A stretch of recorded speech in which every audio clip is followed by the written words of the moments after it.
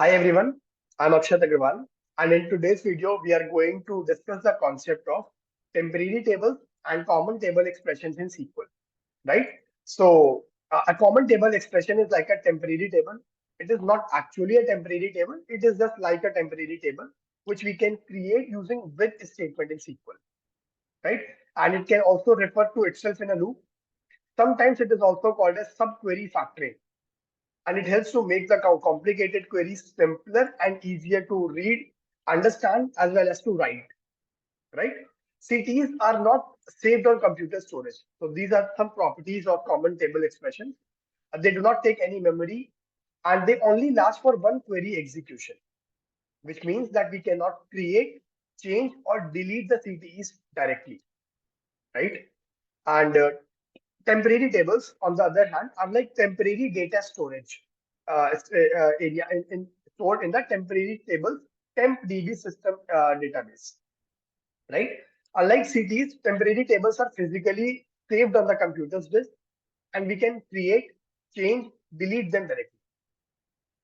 They are very useful for holding and working with large amount of data, and we can use them in more than one query in the same group of commands. So there are two types of temporary tables. One is global and then is local, right? So when we create temporary tables, we have to use hashtag symbol. So when we use one hashtag symbol, it means we are creating a local temporary table. And when we use two hashtags, then that means then we are creating global temporary table, right? Local temporary tables are only visible to the current session and automatically removed when the session ends. For example, if I'm creating a global local temporary table in this session, it will only exist in this session. I cannot use this in any other session like this and this. But if I'm creating a global temporary table in this session, I can use it in this session in any other session, right? And the existence of local temporary table will end as soon as I close this session. But the global temporary table will exist until unless I close all of these sessions, right? So that's the difference between local and global temporary tables. So let us understand all of these practically, right? So I'm creating a table called employee with, in which we have two columns, ID and salary, right? And the data looks something like this, okay, right? So we have ID and the salary. Let's say if there is a question in front of us, find the employees with the salary greater than average salary of all employees, right? So since it is a very small database, let us see it manually. So I can create average salary very easily like this. Select average salary from employee table, correct? And if I execute it, I see that 17,444 is the average salary. So what I can write a very simple query, select all the columns star from employee table with table where salary is greater than 17,444, right? But since this is a very small table, we can see it manually, and but this is not a dynamic approach. Let's say in future there are few more employees added in this table, or some employees are removed from the system database, right? Then the average salary value will definitely change. So this query will not change because I have given a fixed value, correct? Our goal is to create a generalized query which should calculate the average salary itself, right? So we can use subquery, temporary tables, common table expressions to accomplish the goal. And let's see them one by one. So I'll write the same query using subquery. It's a very simple thing. Select star from employee with table where salary is greater than or equal to. After this, instead of 17,444, I will write the same query which is used to calculate the average salary.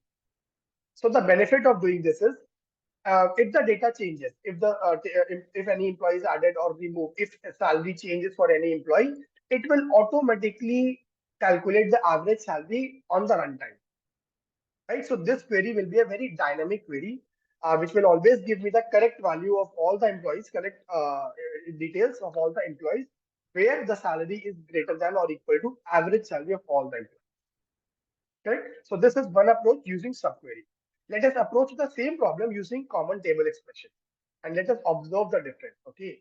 So see again, what I'm doing is in line number 29, I'm calculating the average salary and giving an alias of avg underscore salary from employee with table. What I'm doing is I'm using common table expression. This is very simple. So with is the keyword, right? Average salary is the name given to the common table expression. We can use any other name as well. So with the table name as in a bracket, we can calculate the average salary. And then what we can use is we can use that value in the next statement. Like for example, select employee ID, employee salary from employee with the table, join average salary. This is the common table expression.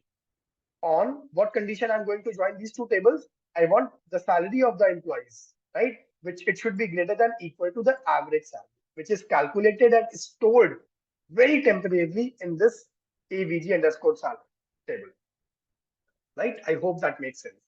So what I'm just to conclude, I'm creating a temporary table called AVG underscore sal using the with statement.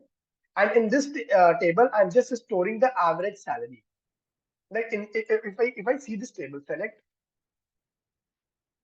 star from AVG underscore sal, right? So see it very carefully. It is just storing average salary. Okay. So one more thing here to notice that I cannot run this statement individually because as we read prior that the existence of with common table expression exists only while executing the query. So we have to use all the statements together in which we are using any CTE, right? Because it is not stored temporarily in the memory. That is why I cannot directly access it, right? So yeah, let's move to the let's approach the same problem using temporary tables in SQL, right? So what I'm going to do is select average salary. I'm calculating the average salary into hashtag AVG underscore sal. Whenever SQL gets hashtag, it understands that they are going to create a temporary table, right? So the syntax is very same. Select AVG underscore salary as column name into, this is different only, right? Into the temporary table. From what table?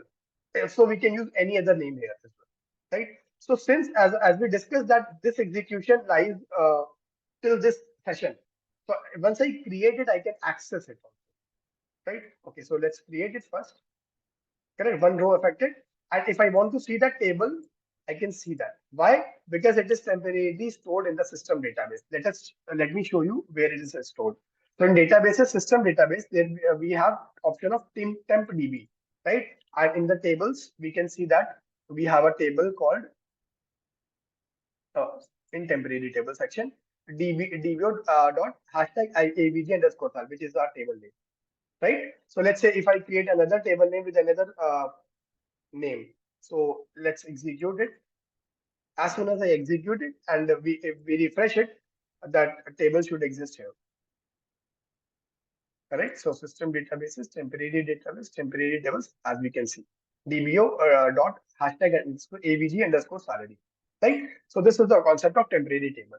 Now, since we already have a table where the average salary is stored, so I can simply write the query, select star from employee with, or whatever columns we want to use, where salary is greater than temporary table dot average salary. Correct. So this value will be 17,444. That is the concept of temporary tables in SQL, right?